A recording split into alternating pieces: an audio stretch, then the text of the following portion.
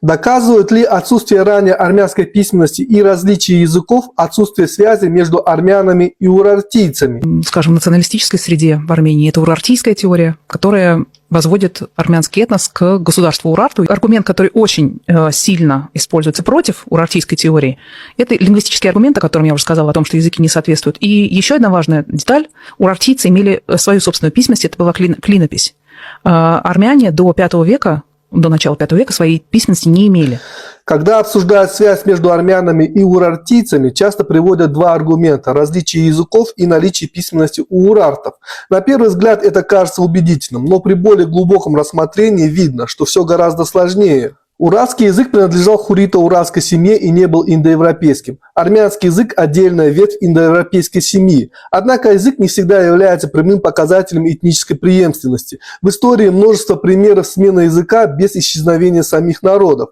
Так произошло, например, в Мексике. Потомки майя и ацтеков после испанского завоевания перешли на испанский язык и утратили древние письменные традиции, но сохранили связь с коренным населением. Аналогичный процесс происходил и в Армянском Нагорье. Носители протоармянского языка, вероятно, появились здесь к концу второго тысячелетия до нашей эры. Они смешались с местным населением, среди которого были потомки урартов. Победил индоевропейский язык, но культура и связь с землей сохранились. Так формировался армянский народ. Иногда утверждают, что идея о преемственности – продукт армянского национализма. Это не так. Концепцию разработали ведущие мировые ученые Иосиф Дьяконов, Борис Петровский, Роберт Хьюсен, Дэвид Маршалл Лэнг, Уильям Рамзи. Их исследования показывают, что армяне стали прямыми наследниками древнейших культур армянского Нагорья, включая урарту. Что касается письменности, у урартов действительно существовала клинопись, но ею владела только элита, цари, жрецы и чиновники. Простой народ письменностью не пользовался, и это было нормой для древнего мира.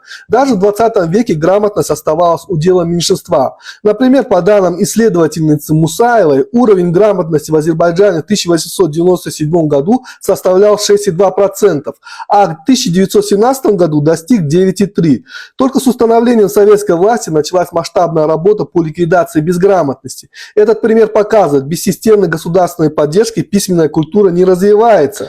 Когда в конце VII века до нашей эры под ударами врагов и внутренних кризисов рухнуло государство Урарту, исчезли и структуры, поддерживающие письменную культуру. Без архивов, школ писцов, храмов и дворцов письменная традиция угасла естественно и быстро. Это закономерность, а не исключение. То же самое произошло, например, у древних тюрков после падения тюркского каганата. Поэтому аргумент о том, что армяне не могли быть наследниками урартов из-за отсутствия ранней письменности, не выдерживает критики. Народ мог сохраниться, даже утратив старую письменность. Более того, современные генетические исследования, такие как работа Марка Хабера и коллег, показывают высокую генетическую непрерывность населения армянского Нагорья от бронзового века до наших дней. Генетика демонстрирует, армянский народ сформировался на своей земле и сохранял преемственность на протяжении тысячелетий. В 2021 году международная команда ученых опубликовала в журнале Science полномасштабное генетическое исследование, посвященное происхождению армян. Авторы проанализировали 275 полногенных последовательностей как современных, так и древних людей,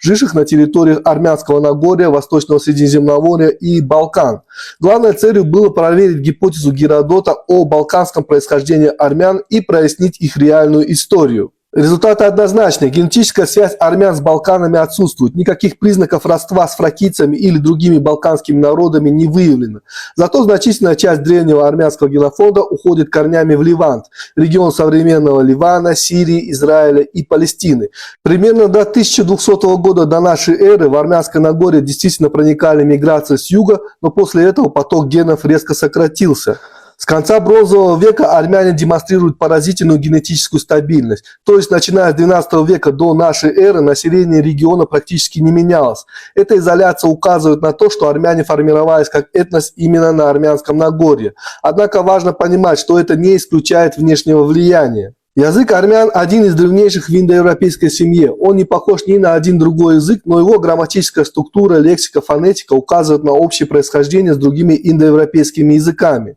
Лингвисты считают, что индоевропейский язык мог прийти в Армянское Нагорье с миграциями скотоводов с Причерноморья, вероятно, в 3-2 тысячелетии до нашей эры. Но эти группы были немногочисленными, они оставили след в языке, культуре, но не в корневом генофонде. Таким образом, армяне – это смешанный этногенез. С одной стороны, автохтонная основа представителей древнего населения армянского Нагорья, связанного с Ближним Востоком и Анатолией. С другой, языковое и культурное влияние индоевропейцев, проникших в регион в бронзовом веке. Такая модель характерна и для других народов региона. Иранцев, индийцев, греков. У всех язык индоевропейский, но генетика уходит корнями в глубокую и местную древность. Исследование Марка Хабера и его коллег показало, что армянский этнос один из самых стабильных и древних в регионе, несмотря на сложную и многослойную историю. Оно разрушает устаревшие теории, но подтверждает, что армяне имеют глубокие корни в том месте, где живут и поныне. Երբ որ Նիկոլին ընտրողը որոշում է կայացնում ով պետք է լինի երկրի վարչապետ, իսկ դու քամակը դիվանից չես կտրում որ գնաս ընտրատեղամաս, մեկը նաև ես, հա։ Այն նա որոշում է կայացնում քո ու քո սերունդների մասին։ Այլոց Նիկոլի համար այլոց, բայց իմ ու ձեր համար, նաև իմ եւ ձեր կյանքի մասին են նրանք որոշումներ կայացնում։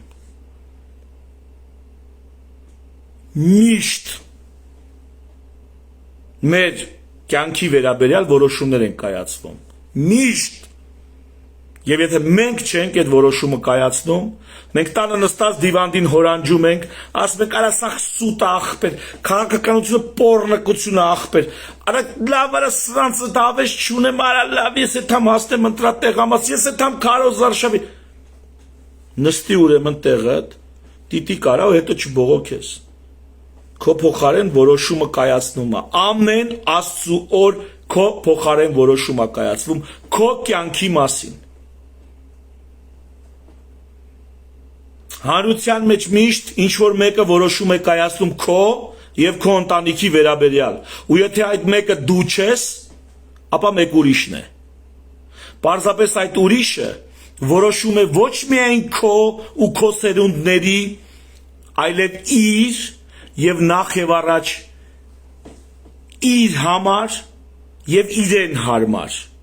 Նա ով այդ որոշումը կայացնում է քո փոխարեն, քո մասին, նա կայացնում է նախ եւ առաջ իրեն հարմար ձևով եւ իր մասին է կայացնում նաեւ։ Ազգային ժողովի падգամավորը ընդ ճտիկ սխմելուց ոչ միայն համապետական, հանրապետական մասշտաբի որոշումներ է կայացնում, այլ նաև իր անձնական, այդտեղ իրան ինչ, իրեն այդ ոնց կանդրադառնա։ Այսպեսին է գործընթացը։ Բացահայտում չեմ անում, պարզ ներկայացնում եմ ընդամենը, այն ինչ բնության մեջ, քաղաքականության մեջ, պետության մեջ կա։ Ու սրանով են, հա, ու ինչքան դու չես մասնակցում այդ որոշումների կայացմանը, այնքան այդ ուրիշն է որոշում քո եւ իր համար, հետո, հա, եւ իրեն հարմար, հետո իրեն ավելի հարմար ու վերջին հաշվով մենակ իրեն հարմար։ Սերժ Սարգսյանի ժամանակ որոշումներ էր կայացվում միմիայն իրենց հարմար, միմիայն։ Նիկոլի ժամանակ շատ ավելի շատ իրենց հարմար, իսկ քեզ քո մասին հասկանում են այդ Մադրիդի փողոցներով։ Քեզ հետ խոսալու, քեզնից ինֆորմացիա ստանալու, քո հետ քննարկելու փոխարեն գնաց են Մադրիդում փողոցը տեսրեն, եկել են ստեղ բանը, չոտկն ու ներկա առեն, ընկել են փողոցների ջանին։ Գիշերը ներկում են, որ էսի ավտոբուս աստեղով մենակ պիտի ավտոբուս անցնի, առավոտը գալի տեսնում են, էդի կայանատեղի է, ծերից ծեր կայանված են ավտոները։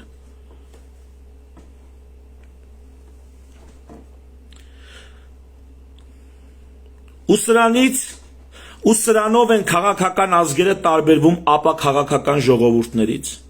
քաղաքական անհատներն ապա քաղաքական մոլորյալներից։ Առաջիններն իրենք են կերտում իրենց ու սերունդների ճակատագիրը, իսկ վերջինները սպառում են այլոց կողմից մշակված ու իրենց հրամցվածը։ Քաղաքական ազգերը իրենք են իրենց ճակատագիրը որոշում, նրանք մասնակցում են քաղաքականությանը։ Իսկ ապա քաղաքական ազգերը, ժողովուրդները, անհատները, մոլորյալները, նրանք նստած սպասում են ով միտեղ որոշում կկայացնի, կգա կհրամցնի ինքն էլ գառան պես վեր կկենա դա կանի։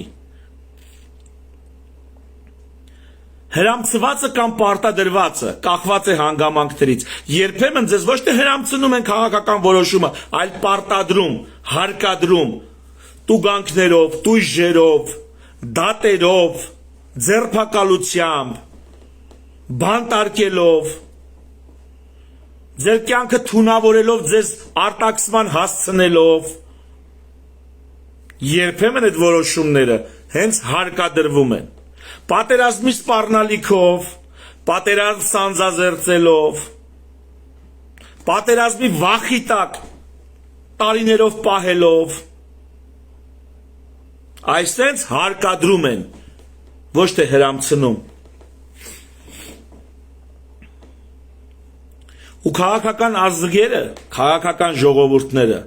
ձախողման դեպքում մեղադրում են իրենց պակաս խելացի կամ պակաս շրջահայաց լինելու մեջ։ Իսկ ապա քաղաքական մոլորյալները, ժողովուրդները անverջ բախտն են անիծում։ Բախտի տերը թաղեմ։ Այս է ապա քաղաքական ժողովուրդների բաժինը։ Քաղաքականությունն այլոց կյանքին վերաբերվող որոշումների կայացումն է, սակայն ազատ մարդկանց հանրությունում, ազատների հանրությունում, որոշումներ կայացվում են մարդու հետ քննարկումով ու նրա հետ համաձայնեցված։ Մինչև քո հետ չքննարկի այդ որոշումը, մինչև քեզնից համաձայնություն չստանա, օրինակ հանրաքվեներ, այդ որոշումը Շվեյցարիայում չի կայանա։ Ու սա ուտոպիա չի, սա իսկական գոյություն ունեցող երկիր է։ Եվ քաղաքական ցանկացած որոշում իր մակարդակում պետքա քննարկվի քաղաքացու հետ եւ պետքա ստանալ քաղաքացու համաձայնությունը։ Ուղղակի կամ միջնորդավորված ներկայացուցիչի տեսքով։ Դրա մասին հետո կխոսանք, հիմա չեմ ուզում առանցնել թեման ահռելի է։ Հպատակների հետ ոչ ոք քննարկում չի անում եւ համաձայնություն էլ չի հարցնում, որովհետեւ հպատակներն ունակ չեն որոշումներ կայացնել, դեպրեսիայի մեջ ընկել են անգործությամբ։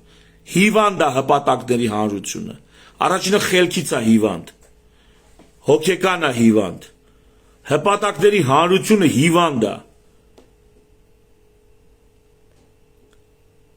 Հպատակների հետ ոչ ոք քննարկում չի անում, որտեղ հպատակները ունակ չեն որոշումներ կայացնել։ Նրանք առավելագույնը, որ կարող են անել, իրանց վերաբերյալ կայացած որոշումների դեմ բողոքելն է։ Թե կբողոքի քթի տակ փնթփնթալով, ինքն իրան մեջ կբողոքի, թե հրապարակներում աղմկելով, միտինգներ անելով, պլակատներ բռնելով, էական չէ։ Ամենաշատը, որ կարող են նրանք անել, բողոքելն է։ Հպատակների հանրությունը ամենաշատը, որ կարող անի, բողոքելն է։ Այդպես եղել է Հայաստանի Հանրապետությունում, այդպես շարունակվել ու հասել է մեր օրեր։ Ու հիմա ինձ ասում են, հել մի բան արա, ալնենք միտինգ անենք։ Այդքան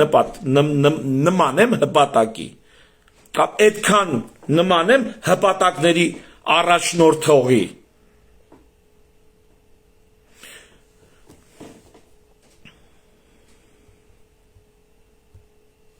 Իսկ ազատները, հասուն անհատները, կայացած ժողովուրդները չեն բողոքում։ Նրանք որոշում են ու կյանքի են կոչում իրենց կայացրած որոշումը։ Որոշում ես ու կյանքի ես կոչում։ Հիմա, բա ինչ եմ ասում, միտինգ չանես, ինչ անես, որոշում կայացրա։ Ես ես 2-3 օր Նիկոլ Փաշինյանին եւ իր խմբին հիշեցնում եմ արդարադատության մասին։ Այսօր էլի գրել եմ, որ հանրաքվեով մահապատիժը թեկուզ միջազգային կոնվենցիաներ խախտելով, բայց հանրաքվեով, այսինքն լեգիտիմ մահապատիժը կարանք հետ բերենք, որ սթափվեն, որովհետև ես պլակատ չեմ բռնելու, ու իմ համախոհին չեմ ասելու, արի գնանք պլակատ բռնենք։ Ես իմ համախոհին ասում եմ, կազմակերպվում ենք այնքան խելացի, որ գալիս ենք իշխանության եւ պատժում ենք հանցագործությունների համար այն մարդկանց, ովքեր այդ հանցանքները թույլ են տվել։ Կարծում եմ ավելի քան բավարար հիմքեր կլինեն արդար դատաքննության ժամանակ բազմապատիկ հոդվածներով պատասխանատվության ենթարկել գործող իշխանություններին եւ ինչու ոչ նաեւ նախկիններին։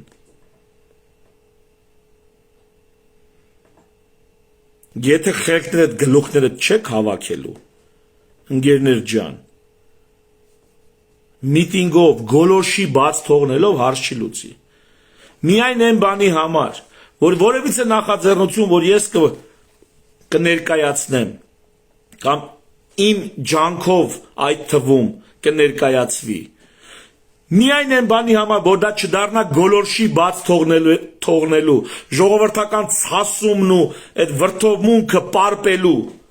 հրապարակում տեղի ունեցող մի հատ գործիք, մեխանիզմ, միայն դրա համար ես արդեն իսկ դեմ եմ միտինգից, թող կուտակվի այդ ցասումը, թող այդ դժգոհությունը կուտակվի, այդ ամեն ինչի տակ ատամները սեղմած նստած որոշում ենք ոնց ենք համակարգվում եւ ոնց ենք 26 թվականին վերցնում իշխանությունը։ Իսկ եթե չի լինի 26-ին կլինի արտահերթ, ուրեմն այդ ժամանակ ավելի հապճեպ այսպես քայլերով դա անելու մասին ենք մտածում։ Ինչու՞, որտեղ միայն այդ դեպքում մենք կարող ենք այս երկրում երաշխավորել արդար դատաքննություն եւ միայն այդ դեպքում մենք կարող ենք պատասխանատվության ենթարկել մարդկանց իրենց արարքների համար, որոնք այսօր ինչ կարան անեն, մեր թևերը բոլորեն տանեն մցնեն բերդ։ Մի հատ պրովոկատոր ուղարկեն, մի բան սադրեն, մի բանում մեղադրեն իրանց հիվանդ երևակայությամբ ու տանեն գցեն բերդ։ Ցրեն, տփեն, կամպրամատներ ներկայացնեն, կանչեն ախպեր ջան արիստե, քո քուրը ախպեր է, ինչ չեպեներն ունի, քուրո ջան արիստե, քո ախպերը սենց, ծնողներին զավակների հարցով, զավակներին ծնողների հարցով չի չեն արել, Հովիկ Աղազարյանին իրանց թիմակցին ինչեր արեցին։ Ես կամպրամատներից չեմ վախենում, կողեմ ձեր սաղ սպառնալիքները, կներեք ես գրեիք խոսքի համար։ Առհասարակ Այն մարդիկ, ովքեր ենթադրենք հրապարակ դուրս կգան պայքարի։ Ես հասկանում եմ, որ մարդիկ կարան թուլություններ ունենան, խնդիրներ ունենան։ Ամեն մեկը չի ինպես քյարթու ապրել։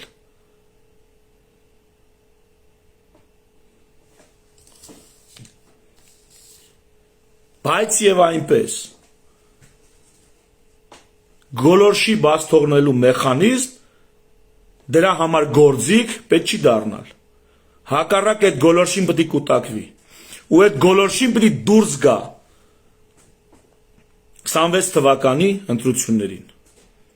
Դրան եմ ես գնում, դա է իմ պլանը, դա է իմ ծրագիրը։ Բա միջև այդ ինչ էի անում, հասունացնում եմ այդ գաղափարը։ Ինքս էլ հասունանում եմ այդ գաղափարի համար։ Ոչ թե գազ հասնես իշխանության Նիկոլի պես, հետո ասես, այ ես սկսեցի կրթվել, սկսեցի հասունացա, առաջ ուրիշ ձև էի մտածում։ Ընկեր ուրիշ ձև էի մտածում, քայլ չաներ, հասկանում ես քո հակով չի, մի մտիտ է։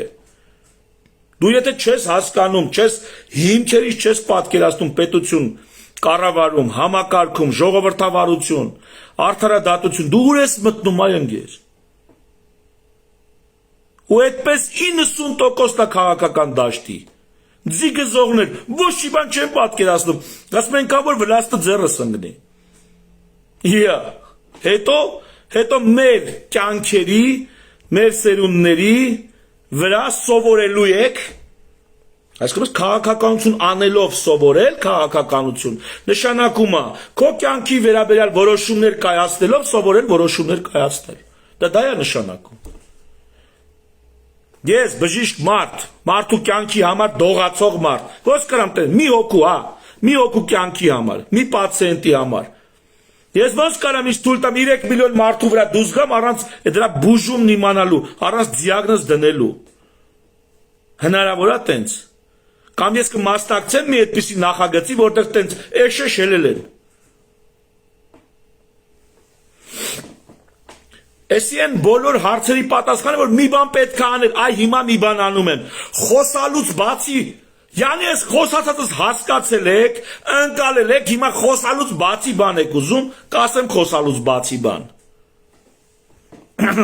Կներեք, ես վրդոված եմ ասում, մի քիչ ժանրի կանոնների մեջ եմ, էլի։ Ես որոշել եմ իմ անելիքը, այս տեքստի վերջնա, դառնալ քաղաքական ազգ։ Ինչու եմ ասում, չեմ ուզում ասեմ մենք, ուզում եմ ասել ես, դու, նա, այդ մենքի մեջ, այդ կոլեկտիվականության մեջ լղոզված լիքը բան կա։ Շատ մարդիկ իրանց գրպանի, իրանց շահերի, իրանց բիզնեսի համար մենքի անունից են հանդես եկել։ Ու ինձ համար այդ մենք բառը թեև օգտագործում են, բայց sense մի խոսքով խնդրահարույց բառը, չեմ սիրում այդ մենքը։ Ավելի լավ է 1000 անգամ ասեմ ես, եթե կարելի է ասել ես։ Թող մարդիկ հասկանան մենք։ Քան թե ասեմ մենք, բայց մտքում հասկանամ ես։ Դրա համար եմ եսով խոսում։ Ուզում եմ դուք էլ եսով խոսեք։ Մենք իրար հետ եսով խոսենք։ Անհատականություն որպես, որտեղ իմ պատկերացրած երկրում անհատը ինստիտուտ է։ Անհատը ինստիտուտ է, расходный материал չի։ Եվ այսպես ես որոշել եմ, դրանից ես որոշել եմ դառնալ քաղաքական ազգ։ Այստեղ կարելի ասեի մենք որոշում ենք դառնալ քաղաքական ազգ, բայց ամեն մեկը իր հերթին այն խոսքից ելնելով չվախենաս հետդ եմ։ Այս շղթան որ հետդ եմ, այն մյուսին հետդ եմ, այն մյուսին հետդ եմ։ Սրանցից յուրաքանչյուրը որ ասում է ես, դա ելնում է մենք էլի։ Բայց եսը իր մեջ ունի մեծ ազատություն եւ մեծ պատասխանատվություն։ Իսկ սրանք մենքի մեջ լղոզում են իրավունքներն ու պարտականությունները։ Եսի մեջ պատասխանատվությունը, մենքի մեջ պարտականություն։ Տարբեր բաներ, նույն բանը չի։ Եսի մեջ ազատությունը, մենքի մեջ իրավունքներ։ Մեծ փիլիսոփայական հարց է, վերաբերում է այն ճարտարապետությանը, որ ասում եմ, երկրի ֆունդամենտը դնելուն։ Դրան հեսա կհասնենք։ Ես որոշել եմ իմ անելիքը, դառնալ քաղաքական ազգ, ապրել որպես քաղաքական անհատ, ու ինձանից հետո թողնել քաղաքական սերունդ։ Ապրել որպես քաղաքական անհատ եւ քաղաքական սերունդ ինչի մասին է, տեսեք։ Մարդը քաղաքականության մասնակցում է անձամբ հանրակրվեներով որոշումներ է կայացնում, օրինակ, այլոց վերաբերյալ։ Միջնորդավորված ընտրում է իր ներկայացուցչին եւ իր ներկայացուցչին պատգամում է գնալ եւ ինչ որ ժողովում, որտեղ քննարկվում է քաղաքականություն, մասնակցել իր անունից։ Հայաստանում սա չկա։ Հայաստանում սենց բան հիմա չկա, ներկայացուցչական չի։ Այսինքն հիմա ես վեդիից եմ, որ պատգամավորն է վեդեցիներին ներկայացնում։ Անունը տվեք, վեդեցիները ընտրել են այդ պատգամավորին, վեդեցիները գնացել են ՔՊ են ընտրել, բայց ով է ներկայացնում կոնկրետ վեդեցուն։ Նիկոլը ազգային ժողովում չի, կառավարությունում է։ Ազգային ժողովում ով է վեդեցուն ներկայացնում, તો վեդեցինը անտեր է։ Ինչպես Արթիկցին է անտեր, Աբարանցին է անտեր, Երևացին է անտեր ազգային ժողովում, ընդ իր ներկայացուցիչ չկա։ Վեդեցին ներկայացված չի։ Հայաստանցին ներկայացված չի ազգային ժողովում։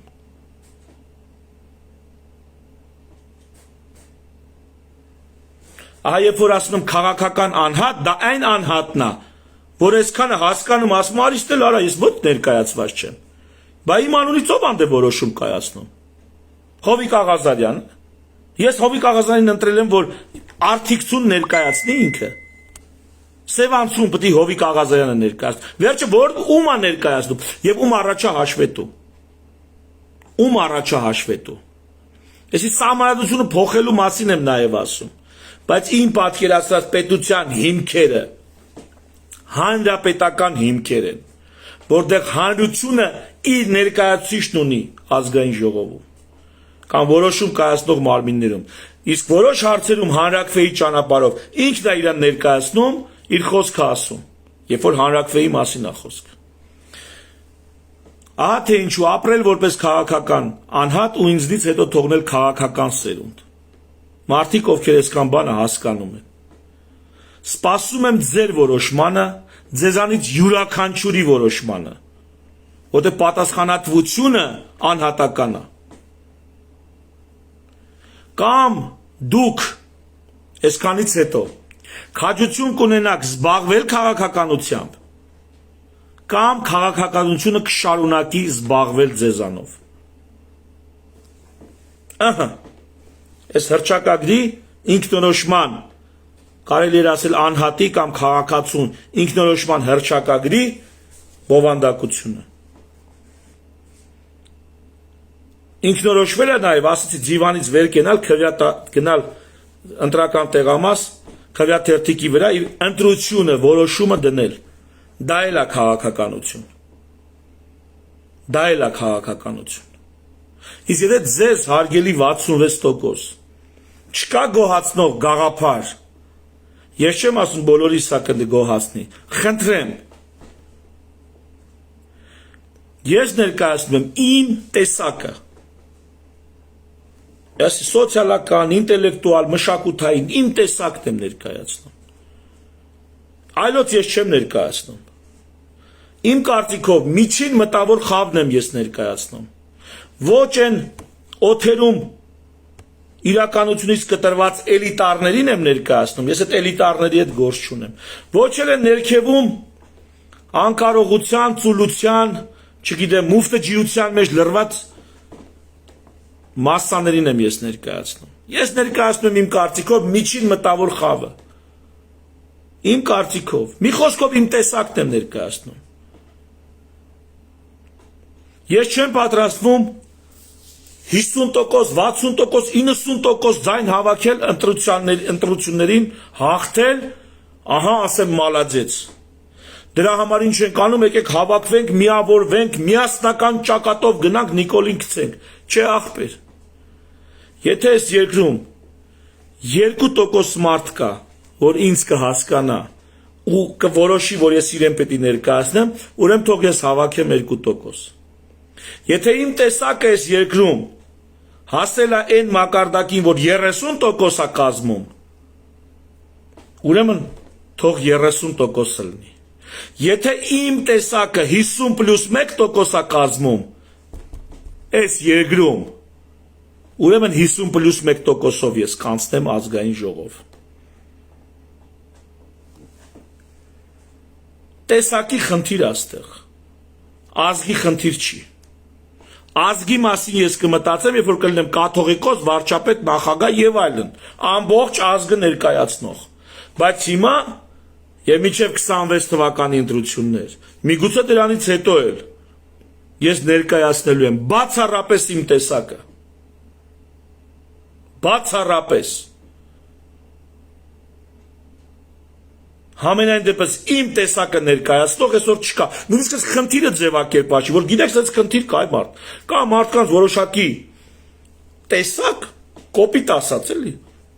որոնք ուղղակի ներկայացված չեն։ Նիկոլը ներկայացնում է իր տեսակը։ Նիկոլը ներկայացնում է իր տեսակը։ Քոչարյանը իր տեսակն է ներկայացնում։